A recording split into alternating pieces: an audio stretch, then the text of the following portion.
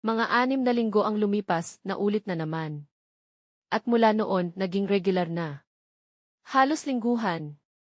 Alam kong masama pakinggan pero parang mas tumibay pa ang pagsasama namin.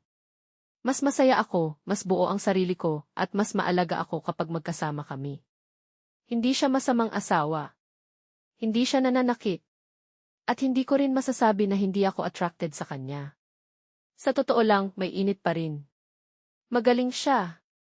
May mga pagkukulang siya, pero sino ba namang perpekto? Gusto ko pa rin siya. Mahalaga siya sa akin. Pero minsan gusto ko lang maramdaman na ako'y hinahanap ng ibang lalaki. Alam ko, ginagawa ko ito ng palihim. At kahit sabihin kong para sa relasyon din ito, may parte pa rin sa puso ko na may konsensya. Pero sa totoo lang, mas masaya ako. Mas masaya kami.